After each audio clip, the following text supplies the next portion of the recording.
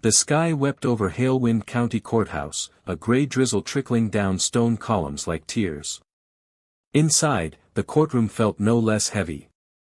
The murmurs of spectators, the rustling of paper, the dry coughs of disinterested officials, it all played like background noise to a moment that would define the rest of Amelia Hartley's life. She sat stiffly at the defense table, spine straight, hands folded in her lap, as though she were still in the reading room of Halewind Public Library rather than awaiting sentencing for the murder of her ex-husband. Her lawyer, Jonah Reeve, stood beside her, tall and angular in a charcoal suit that looked sharp but too clean, like it hadn't seen enough dirt to belong to the kind of man who'd take on a case like this.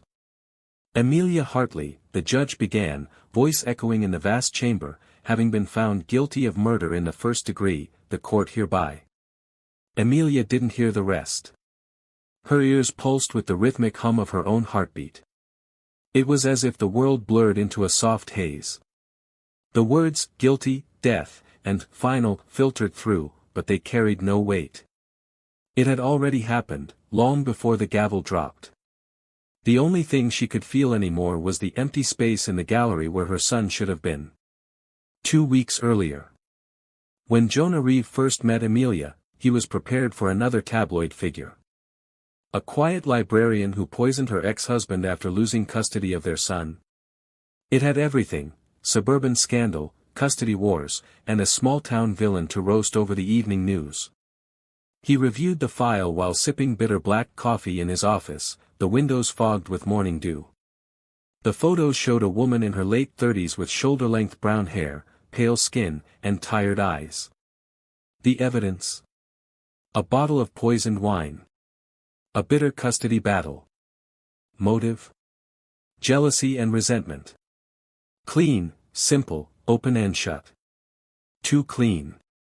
I read the file, he told Amelia when they met at the jail visitation room. It's not great. I know, she said softly, her voice barely audible. She wore a beige jumpsuit too big for her petite frame. Her hands were clasped in her lap, fidgeting with a single red thread wrapped around her wrist, like a lifeline.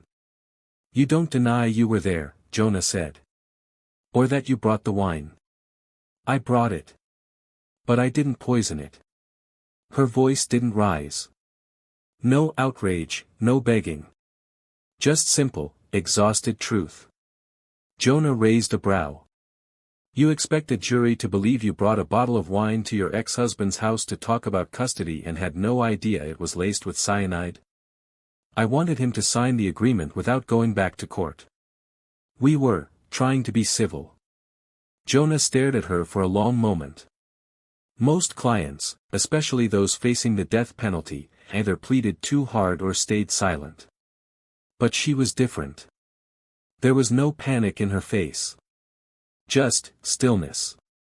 Grief, maybe. Or something heavier. He sighed. And your son, Nolan? You haven't spoken to him? Her jaw tightened. He thinks I did it. He was with Daniel's sister when I was arrested. She told him everything before I even had a chance. And you haven't tried to explain? He won't answer. He's 16. Old enough to believe the worst. Jonah leaned back, frustrated. You're giving up. No. I'm accepting what is. That's the same thing, he snapped. For the first time, Amelia's eyes met his with something more than detachment. They were blue, not just pale, but deep. Stormy. Sad. She didn't say anything, but the look said more than words could. It was the look of someone already buried, someone who'd already said their goodbyes. And for reasons Jonah couldn't explain, it unsettled him. Trial week. The courtroom had the same stale coffee smell every morning. Jonah walked in each day with a tight jaw and a silent prayer he hadn't believed in since law school. Amelia followed behind him in shackles. Quiet. Poised. Dignified in a way that didn't belong in this circus. The prosecutor, Charles Merritt, was a smug, sharp-featured man who loved sound bites more than justice. He painted Amelia as an obsessive ex-wife who couldn't handle losing control. He called it a crime of passion. Convenient. Cinematic. Jonah tried to poke holes in the timeline. In the toxicology report. In the odd absence of fingerprints on the wine bottle itself. Maybe someone else had access to the bottle, he argued on day 3. The only fingerprints were yours and the victim's, Merritt countered with a knowing smirk. Not even Amelia's son's? Jonah asked. Or his aunt's? They weren't there that night. Your client was. That was always the nail. On the 4th day, Amelia took the stand. Jonah had advised against it, but she insisted. I want to tell the truth, she said. Even if no one listens. She spoke calmly about the evening, how Daniel had texted her earlier asking to speak alone. How he'd suggested they meet without lawyers, for old time's sake. How she'd brought a bottle of red wine, a brand he used to love, and a printed draft of a shared custody agreement. We argued. Not about custody. About Nolan, she told the jury. He said he was moving out of state. Said I'd never see my son again. Her voice trembled, and Jonah, seated behind her, felt something tighten in his chest. I left before he poured the wine, she continued. I swear that to you. I never touched his glass. The cross-examination was brutal. Merritt painted her as manipulative, jealous, dangerous. By the end, Amelia was glass. The verdict. It came swiftly. 1 week. That's all the jury needed. Guilty. Jonah watched Amelia carefully when it was read aloud. She didn't flinch. She didn't cry. Just lowered her head as if someone had read the ending of a novel she already knew. The next day, during the sentencing hearing, Jonah considered not going. But he did. Something about the way Amelia had whispered, I didn't do it, haunted him. He sat beside her in the courtroom, fists clenched as the judge prepared to declare her fate. Then the bailiff entered, breathless. Your Honor, he said, holding out a tablet. Emergency. You need to see this. Everyone turned. The courtroom screen flickered. A news broadcast. The reporter's voice was shaky. We're cutting to a live interview with Nolan Hartley, the son of Amelia Hartley and the late Daniel Hartley. What he's about to say may change everything in this high-profile case. Amelia's face drained of color. Her lips parted, as if she couldn't trust her ears. Jonah leaned forward, eyes fixed on the screen. There he was. A boy, just 16, messy brown curls under a hoodie, sitting in a brightly lit studio. He looked scared. Not camera-ready. Raw. I'm Nolan, he said, voice cracking. And I know what happened to my dad. I found something on his old phone, something he recorded the night he died.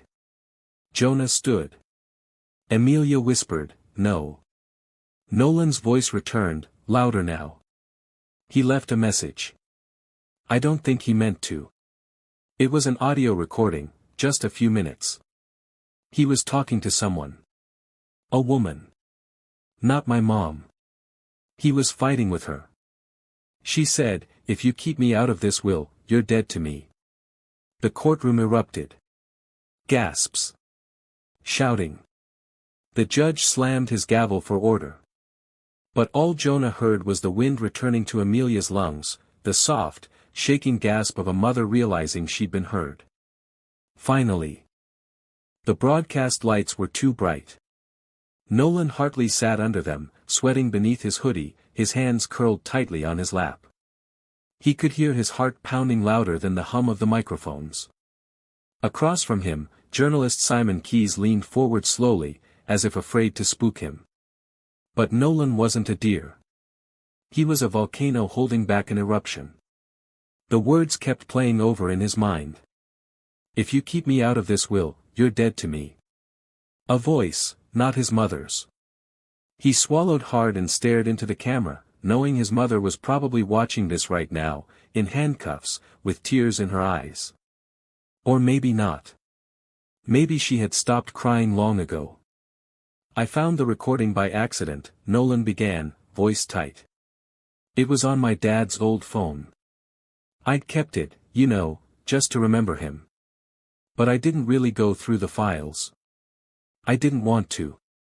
Simon nodded slowly, encouraging. And when did you find it? Nolan licked his lips. About a week ago. I was looking for pictures, old ones. I thought maybe I could use one for school. But then I saw a file saved in a hidden folder. A voice note. It was dated the night he died. Simon paused. What made you listen to it? I think. I was ready to hear him again. Just his voice. That's all I wanted. Nolan looked away, eyes clouding. But what I heard, it wasn't just him. It was him and a woman. Not my mom. She was angry. She said something about the will. She said, if she wasn't included, she'd make sure he regretted it. And then the call ended. Simon sat back. The room was quiet. Even the tech crew held their breath. Do you still have the file? Yes, Nolan said. I gave it to my social worker and the police. They're checking it. But I had to say it. I had to tell the truth. Simon leaned forward again. Nolan, do you believe your mother is innocent? Nolan's voice cracked. Yes. I think she always was. 1 week earlier. The house was too quiet. Nolan sat on the edge of his bed, staring at the floor. His aunt, Vivian Hartley, had left a cup of chamomile tea on the dresser. He hadn't touched it. She was always trying to be comforting in ways that felt fake, empty rituals that didn't mask the bitterness in her tone whenever his mother's name was mentioned. She did it, Nolan, she'd say. And the world finally saw it. But something never quite made sense. His mom had loved books, routine, and quiet spaces. She baked on Sundays. She wore soft cardigans and hummed while washing dishes. He'd never seen her raise her voice, not even during the fights with his dad. To imagine her poisoning someone, it felt like reading a horror story starring the wrong protagonist. Nolan got up and walked to the closet. Inside was a box he hadn't touched since the trial. His father's old things. He pulled out the phone, a scratched-up model with a cracked screen, and powered it on. It still worked. There was barely any battery left, but enough to navigate through a few folders. That's when he saw the recording. 8:37 p.m. The night his father died. It wasn't labeled. It wasn't long. He almost deleted it out of habit, but something stopped him. He pressed play. Daniel Hartley's voice came first. Calm. Tired. Vivian, I told you, I already took care of it. Then came a woman's voice. Sharp. Cold. Familiar. You're cutting me out for that spineless librarian? That woman poisoned your life long before she poisoned your body. Nolan's stomach turned. It's my son's future, not yours, Daniel said.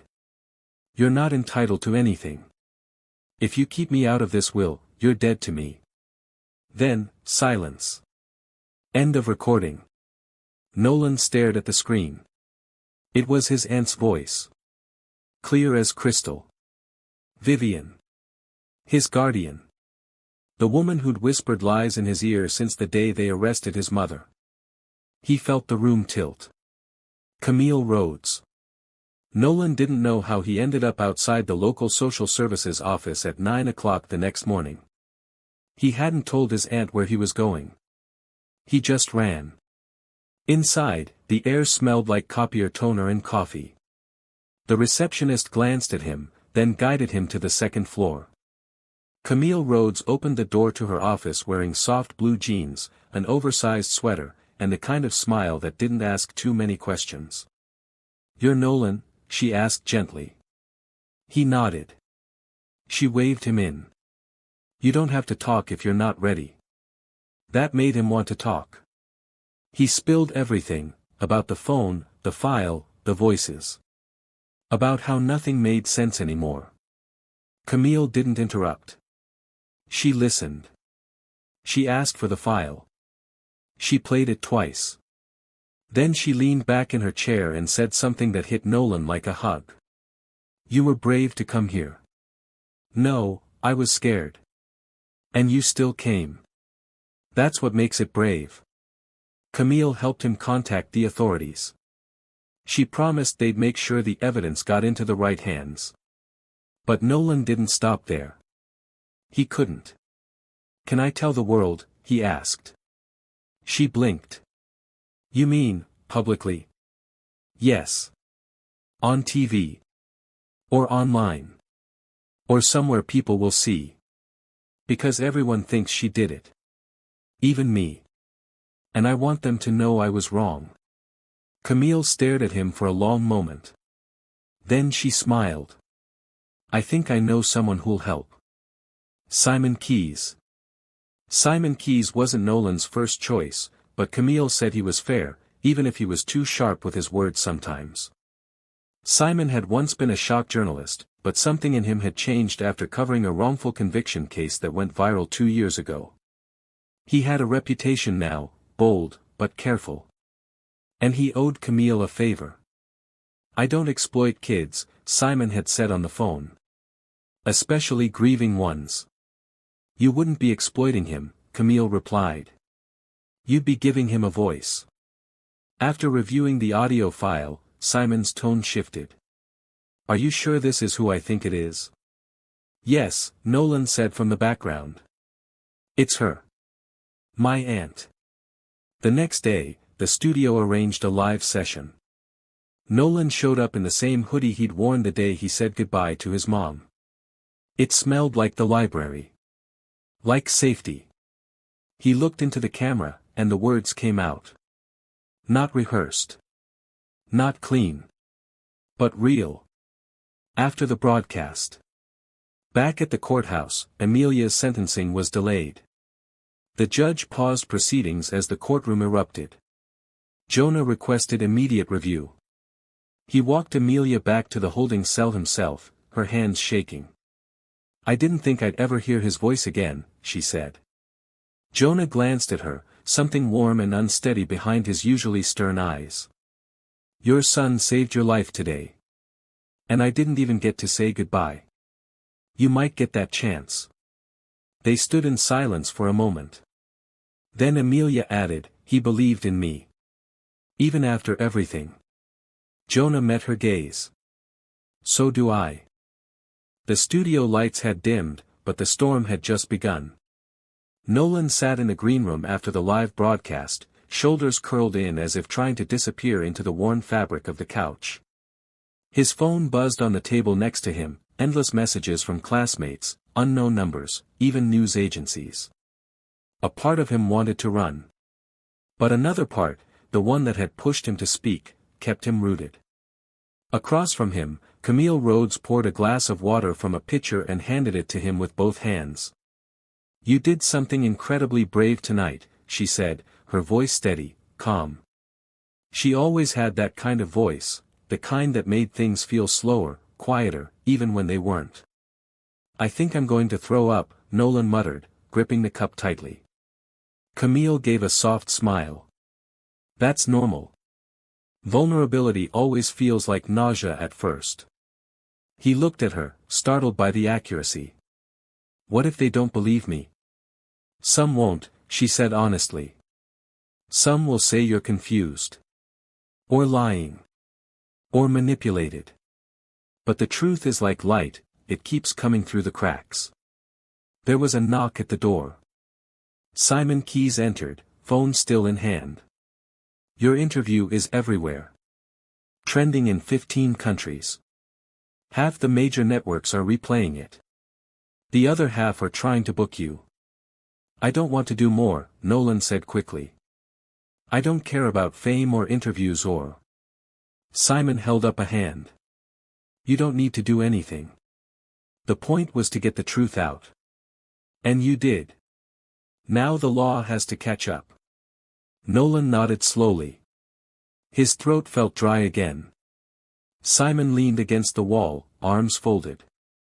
Kid, I've done a lot of stories in my life. Most of them felt messy. But this? This was clean. You didn't fake anything. That recording was real. Your fear was real. And that makes it powerful. I didn't want to hurt her, Nolan said after a beat. My aunt. Vivian. She took me in. She took you from your mother, Camille said gently. There's a difference. The fallout. That night, the clip of Nolan's broadcast aired on every major network. Hashtag spread across social media. Hashtag free Amelia. Hashtag Nolan speaks. Hashtag wrongful conviction. People who had watched the trial with disgust now felt shame. Journalists began to re-examine the evidence. Legal experts chimed in with concern. The recording Nolan found, played in full, was authenticated by 3 independent forensic teams by morning. It showed no signs of tampering. And most damning of all, Vivian Hartley's voice was confirmed by voice recognition software used by the state police. Still, the court would not move without proper procedure. So Jonah filed an emergency appeal before dawn. Vivian's silence. Nolan returned to his aunt's home just once. He didn't want to, but Camille said he needed to collect his belongings, and his aunt hadn't yet been arrested. The house felt colder. Emptier. The walls that had once held childhood drawings and photographs were now bare. Vivian sat in the living room when he entered, legs crossed, holding a cup of tea she hadn't sipped from. She didn't look at him. You embarrassed this family, she said flatly. You killed my father, Nolan replied. Vivian's jaw tightened. That's what they're saying now, is it? Convenient. I heard you, he said. So did everyone else. Still, no apology. No admission. I gave you a home, she muttered. You gave me a prison, Nolan said. And made me believe my mom was a monster. He left without taking the tea or looking back. Reunion pending. When the appeal was granted, the court ordered Amelia's immediate transfer from her cell to a secure detainment center while her conviction was reviewed. Jonah Reeve, who had filed the appeal just before sunrise, received the news over the phone while sitting on a bench outside the courthouse. The moment he hung up, he looked up to the sky, a shade of blue so sharp it seemed unfair to people inside concrete walls. He drove straight to the center. When Amelia stepped into the visitation room, wearing a pale gray sweatshirt and her hair tied back loosely, she looked alive in a way she hadn't before. You heard? She asked. Jonah nodded. They're reopening your case. And Nolan, he wants to see you. Amelia lowered her gaze, voice trembling. After everything. I didn't think he'd want that. He never stopped wanting it, Jonah said quietly. He just didn't know what to believe.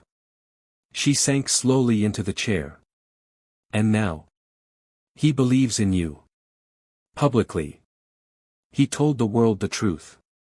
Tears welled in Amelia's eyes but didn't fall. He saved my life. Jonah hesitated, then reached across the table and took her hand. You saved his too, Amelia. You taught him how to love the truth, even when it's terrifying. Their eyes met. The connection wasn't loud or fiery.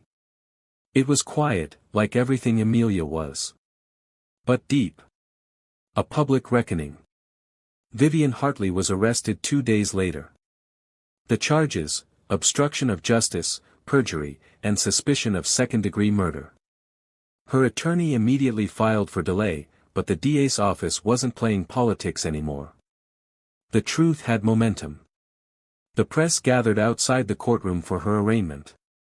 Vivian said nothing as cameras flashed. But Simon Keyes reported live from the scene, narrating it all with clinical precision. Inside the courthouse, Nolan sat with Camille at his side. Across the gallery, Jonah stood beside Amelia, now dressed in civilian clothes, her jumpsuit traded for a borrowed cardigan and jeans. They didn't speak during the hearing. But their glances spoke volumes. The first hug. It wasn't until 2 days after Vivian's arraignment that the court finally approved a monitored meeting between Amelia and her son. Camille stayed close but out of earshot, watching from a small observation window. Nolan walked into the room slowly, eyes down. Amelia stood. But she didn't move forward. She didn't know if she was allowed. He looked up. And then, without a word, he walked straight to her and wrapped his arms around her waist. Amelia broke. Not loudly. Not dramatically. Just a trembling exhale as she held him, hands curled behind his shoulders, as if afraid he might vanish again. "I'm so sorry," he whispered into her sweater. "You don't have to be," she replied softly. "You were just a boy. I'm just so glad you're here." They stood like that for several minutes. Aftermath and emotions. In the days that followed, media coverage began to change. Amelia was no longer the poison librarian. She was a woman wrongfully accused. A mother. A symbol. Nolan, though, he withdrew. The weight of what he had done, and undone, settled on him like ash. One afternoon, while walking through the city park with Camille, he asked, "Is it okay to miss my dad?" Camille didn't hesitate. "Of course it is." But he lied. About so many things. He was still your father. People can be flawed and still loved. "I feel like everything I believed was upside down." "It is," she agreed. "But it won't stay that way. You flipped it. That takes strength." Nolan didn't respond. But later, when they passed a small used bookstore, he slipped inside and bought a copy of a poetry book his mother used to read to him. He gave it to her the next morning. No words. Just the gesture. She held it close to her chest like it was sacred. The days after her case reopened felt like stepping through glass barefoot. Everything Amelia touched was sharper than it looked, her own name, said out loud without venom for the first time in weeks, the sunlight through the detention center window, the way Nolan had clung to her like he was trying to remember what home felt like. She slept better now, but still not deeply. She was no longer wearing a prison uniform. She still wasn't free. Not yet. But the legal chains were loosening, link by link. Jonah visited her every morning.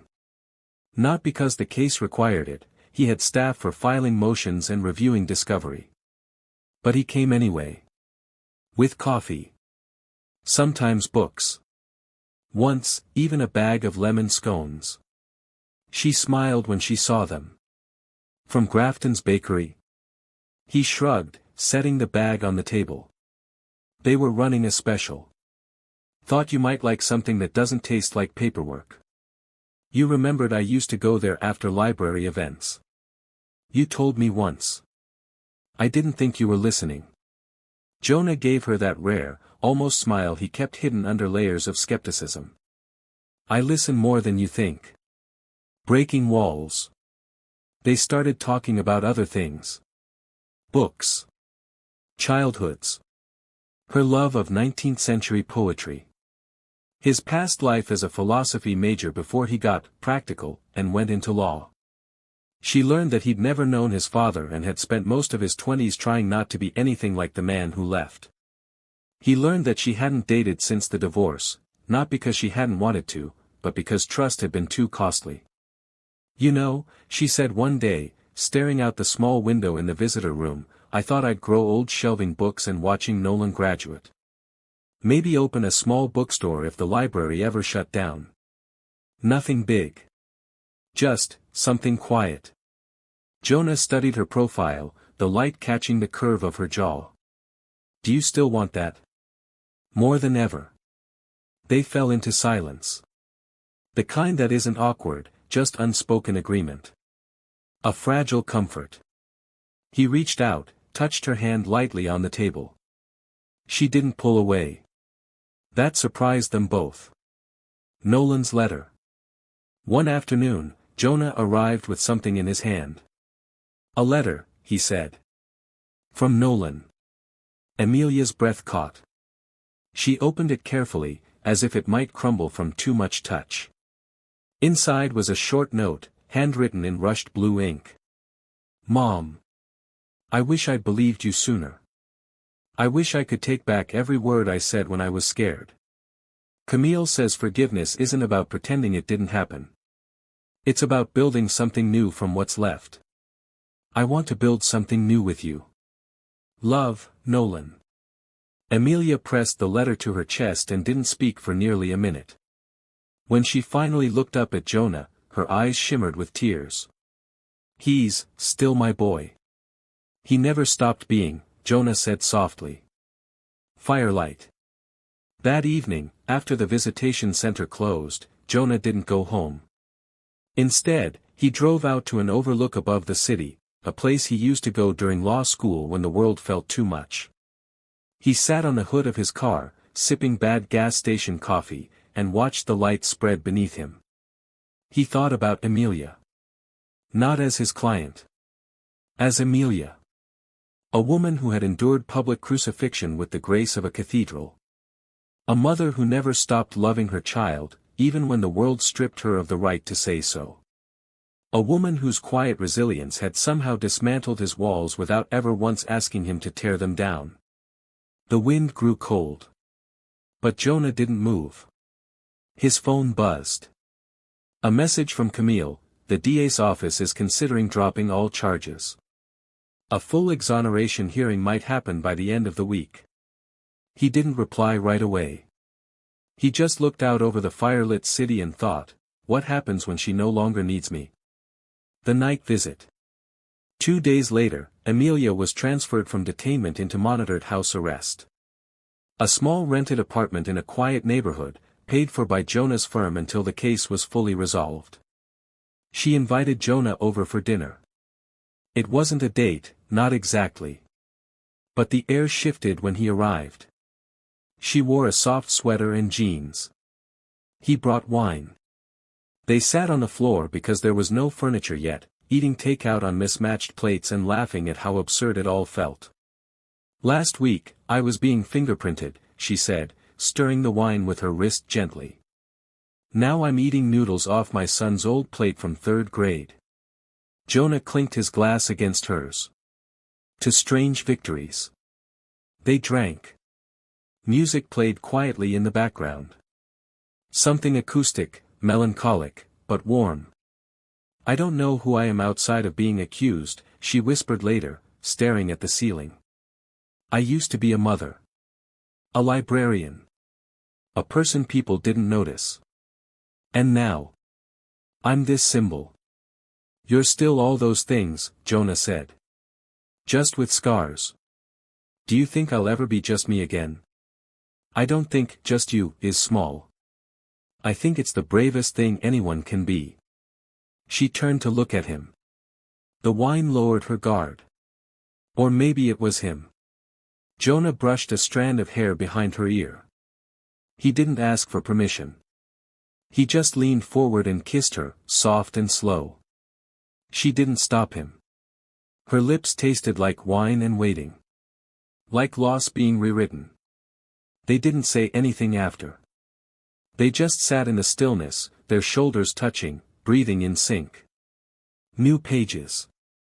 The next morning, Amelia woke early, made tea, and stood on the tiny balcony. Jonah was still asleep on the couch, wrapped in the throw blanket she'd offered him the night before. She watched the sunrise. And for the first time in months, she didn't feel like it was someone else's life happening to her. It was hers. Again. Jonah stirred as the sun reached his face. Morning, he said, rubbing his eyes. She brought him tea. He took it with a groggy smile. You didn't run. No, she said quietly. I didn't.